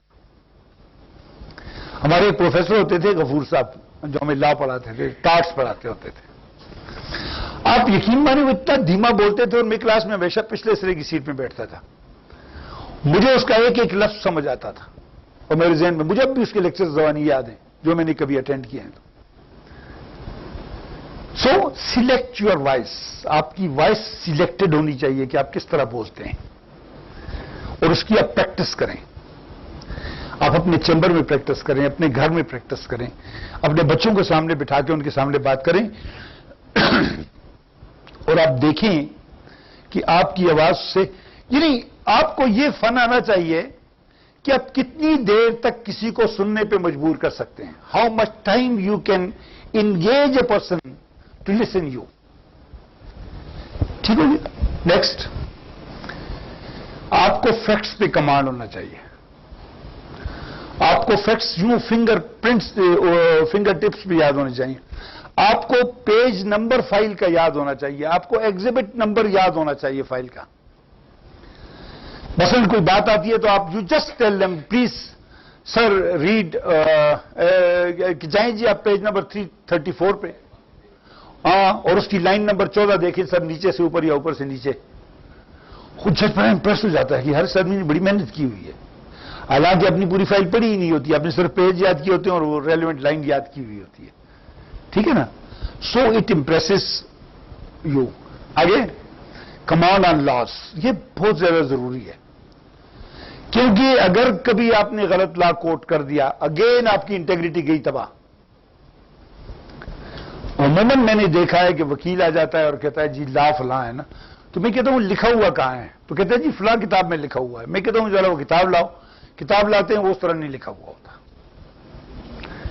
और इसमें एक और बात मैं आपको बताऊं, जो प्रेसिडेंट्स आप पेश करते हैं, आपको पता है बाज़ औक़ात साइटेशन जो होती है वो फैक्ट्स से मैच ही नहीं कर रही होती, क्योंकि साइटेशन एक आ गई और मैं एक किताब ले गया घर को और मैंने वहां जाकर के जब पूरी जजमेंट पढ़ी तो मुझे समझ आ गई कि यार ये तो कुछ और कह रही है जजमेंट और ऊपर साइटेशन कुछ और है। मेरे साथ ये हुआ है कि एक सिविल अपील में एक केस की एक साइटेशन थी, उसकी बुनियाद पे हमारी अपील खारिज हो गई, हम चले गए रिवीजन में। अब सुप्रीम कोर्ट की जजमेंट है, मुझे I remember it was 1976 supreme court, अब पेज मुझे याद नहीं है उसका क्या है। अब हाई कोर्ट में मैं गया हूं तो मैं सोच रहा हूं कि यार ये सुप्रीम कोर्ट की जजमेंट है, बड़ी क्लियर जजमेंट है, मैं इससे बाहर किस तरह निकलूंगा। वो केस था प्रीएम्पशन का और उसमें सिंकर की प्रोविजन थी। तो हमारा आर्गुमेंट ये था कि जी ये प्लेंटिफ जो है ये सिंक कर गया है और ये केस डिक्रीज नहीं होना चाहिए, जबकि कोर्ट ने सुप्रीम कोर्ट की उस जजमेंट पे रिलाई करके, लोअर कोर्ट ने हमारे हक में फैसला दिया था, डिस्ट्रिक्ट जज ने वो सुप्रीम कोर्ट की उस जजमेंट को कोट करके और ये फैसला दे दिया कि सिंकर जो है that is a curable remedy, लिहाजा ये इसकी बुनियाद पे नाम सूट नहीं हो सकता कोई। अच्छा, मैंने भी साइटेशन देखी, लेकिन हमने रूटीन में, ऑनेस्टली स्पीकिंग रूटीन में मैंने वो कर दी। अच्छा, मैं जूनियर वकील था बेसिकली, तो वो जो अपोजिट वकील थे, सीनियर वो रिस्पोंडेंट थे, आर्गुमेंट मैंने ओपन करने थे, लेकिन वो दो बड़े सीनियर वकील थे और जब हम कोर्ट में जाके खड़े हुए तो उन्होंने रोस्टम पकड़ लिया, मैं पीछे रह गया। इस दौरान मुझे मौका मिल गया उस जजमेंट को जरा डिटेल से पढ़ने का। जजमेंट के आखिर में एक जज का डाइसेंटिंग नोट था कि जी ये जजमेंट सिर्फ पंजाब को अप्लाई करेगी, केपीके को अप्लाई इसलिए नहीं करेगी कि केपीके के लॉ में पीनल प्रोविजन है और ये मैंडेटरी है। बस मैं रिलैक्स होकर बैठ गया। जब मेरा नंबर आया तो मैंने कहा सर इस जजमेंट पे रिलायंस की है, लोअर कोर्ट ने कहा हाँ। मैंने कहा जी मैं भी इस जजमेंट पे रिलाई करता हूं। कहते हैं फिर आपका क्या केस है? मैंने कहा जी डाइसेंटिंग नोट है, आखिर में आप देखें, और ये एक्ट है, उसकी ये प्रोविजन है। अब वो दोनों सीनियर वकील मेरी तरफ मुंह खोल के बैठ गए ना, and they had no option but to concede in the court. Case हमारे हक में फैसला हो गया। द डिफरेंस वाज कि उन्होंने भी पूरी जजमेंट नहीं पढ़ी थी, मैंने भी पूरी नहीं पढ़ी थी, लेकिन जब मैंने जजमेंट पढ़ी तो वो जजमेंट जिसकी बुनियाद पे मेरी अपील खारिज हुई थी, मेरे खिलाफ अपील मंजूर हुई थी, उसी पॉइंट के ऊपर मैंने रिवीजन मेरे हक में फैसला हुई उसी जजमेंट की। So you should have command on laws का मतलब यह है कि आपको सब्सटेंटिव लॉ भी आना चाहिए और जो प्रेसिडेंट है उसकी आपको समझ होनी चाहिए। मेरा ख्याल है काफी हो गया, चलिए इस पे एक जरा सा भाग के, क्योंकि 2 मिनट सिर्फ रह गए। आपकी कुछ पर्सनल स्किल्स, वो तकरीबन सारी बातें डिस्कस हो गई हैं। आगे जाओ, आगे जाओ। क्या आपके अंदर ये खूबियां होनी चाहिए? ठीक है, कंपैशन होना चाहिए। देखें, वो मैंने यही कहा कि आप मदद की नीयत से करेंगे तो लोग आपको ट्रस्ट करेंगे। कंपैशन का मतलब है हिलम, हमदर्दी, मेहरबानी। जब आप किसी के साथ हमदर्दी का इजहार करेंगे मेहरबानी की नीयत से, इसी तरह एबिलिटी टू लिसन होना चाहिए, इमोशनली आपको बैलेंस होना चाहिए। पता है क्या है, हमारे एक बहुत अच्छे वकील साहब थे, he was called authority on criminal law, लेकिन उसकी एक वीकनेस थी कि उसको जरा जरा सी बात पे गुस्सा आ जाता था। अदालत में मुखालिफ वकील उसको मसलन वो आर्गुमेंट कर रहा है तो मुखालिफ वकील कहता था आहिस्ता से ना, किस तरह आपके मुंह से थूक आ रहा है, मेरे मुंह पे गिरा रहे हैं ना। वो आर्गुमेंट छोड़ के उस वकील के पीछे मुड़ जाता, वो तेरी ऐसी की तैसी, और वो बेचारा केस हार जाता। सो you must be emotionally balanced. आपके अंदर आपको पैशन है, प्रोफेशन को एज ए पैशन लें, पंक्चुअल हो, रेगुलर हो, ड्रेस आपका ठीक हो, हम्बल हो, आपकी इंटेग्रिटी अबोव द बोर्ड हो। आगे जाओ, ऑर्गेनाइज्ड हो आप। ऑर्गेनाइज आपका किस तरह पता चलेगा कि आप ऑर्गेनाइज्ड हैं? Can anybody tell me? Sir, आप जब कोर्ट में अपीयर होते हैं तो आपके पास प्रॉपर बुक्स होनी चाहिए, आपके पास लॉ होना चाहिए, आपकी ऑर्गेनाइजेशन। आप ऑर्गेनाइज पता तब लगता है ना जब आपका ड्राफ्ट कोर्ट में जाता है, बिल्कुल प्रॉपर उसमें जाए, जब आपने प्रॉपरली ड्राफ्ट किया होता है कोर्ट। हमने एक एडिशन की थी, हम अपनी प्लेंट के साथ इंडेक्स लगा देते होते थे, इवन बेल एप्लीकेशन के साथ जो डॉक्यूमेंट्स लगाते थे उसको हम इंडेक्स कर देते थे, और उसका इतना जबरदस्त इंपैक्ट होता था कि एक दफा मैं हाई कोर्ट में आया, पेशावर में बहुत कम आता था, मैं एबटाबाद में होते थे, तो चीफ जस्टिस के बेंच में केस था मेरा। उन्होंने सारे नंबर छोड़ के आखिरी नंबर से मुझे पहले नंबर पे उठा दिया। मैं उठा आर्गुमेंट्स के लिए, उसने कहा I don't hear your arguments, I just want to show the file to the lawyers of Peshawar, look this is the way of writing a bail application and this is the way of documenting a case. Gentlemen, I accept your bail application only because you presented the case beautifully. और ये पता है किस साल की बात है, जब मेरी प्रैक्टिस सिर्फ 3 साल थी. I was too young yet. ये अभी जो मैं मोटा छोटा हो गया हूँ इस तरह नहीं था मैं. नहीं, मैं बहुत स्मार्ट था यार. I was too slim and too smart at that time.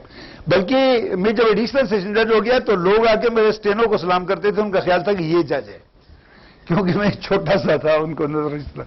Anyhow, organised, आप क्रिएटिव होना चाहिए, नए नए आइडियाज आप क्रिएट करें. हम पता क्या करते थे, हमारे दोस्त कहते होते थे, हमारे साथ हंसते होते थे ना, कि हम 2 पार्टनर्स थे और जीनत खान हमारा उस्ताद था, तो हमें कहते थे ये साहिबैन है, कि जीनत खान साहब जो बात करते हैं वही बात इनसे भी पूछो, अगर इन्होंने एग्री कर लिया तो फिर तो ठीक है, अगर इन्होंने डिसएग्री किया तो इनकी बात वो होगी.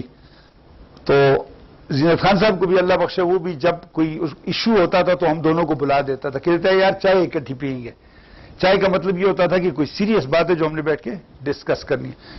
क्रिएटिविटी, हम क्या पता क्या, हम इमेजिन करते थे चीजों को, सिचुएशंस को इमेजिन करते और फिर उसमें शुरू हो जाते थे, आपस में डिबेट भी करते थे, आपस में बातें भी करते थे, लॉ भी सर्च करते थे. आर्गुमेंटेटिव, आप जो बात करते हैं हवा में ना करें. Your argument must be based on certain grounds.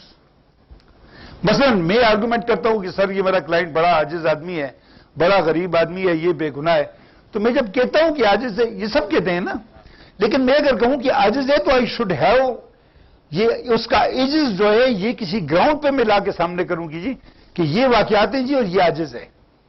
अगर मैं हवा में बात करता हूं तो पर्सुएसिव, वकील का सबसे बड़ा काम जो है ना पर्सुएड करना है जज को, और जज सबसे क्रिकेट आदमी बैठा हुआ होता है. इन अदर वर्ड्स, माफी चाहता हूं कि वो बिल्कुल पत्थर होता है जो ऊपर बैठा होता है ना, और वो इंसान होता है. सबसे बड़ी बात यह, when you appear in the court, जज को इंसान समझ के आप उसके सामने खड़े हो, क्योंकि उसकी वो सारी फीलिंग्स हैं जो आपकी हैं, उसकी वो सारी मजबूरियां हैं जो आपकी हैं, उसकी वो सारी परेशानियां हैं जो आपकी. मुमकिन है उसका बच्चा बीमार हो, मुमकिन है उसकी बीवी बीमार हो, मुमकिन है वो किसी और परेशानी का शिकार हो. मैं जानजिब खत्म कर रहा हूं, आई एम सॉरी ऐसा, मेरा ख्याल है 2 मिनट सिर्फ आपके लूंगा, ठीक है. सो जब आप उसको इंसान समझेंगे ना, इंसान की हैसियत से जज को जब एड्रेस करेंगे, तो you will become your self persuasive. जब भी आप उससे बात करें तो अपने आप को उस सिचुएशन में डालें. नेगोशिएटर होना चाहिए, रिसर्च माइंडेड होना चाहिए, एनालिटिकल अप्रोच हो, क्रिएटिव हो. आगे, थैंक यू.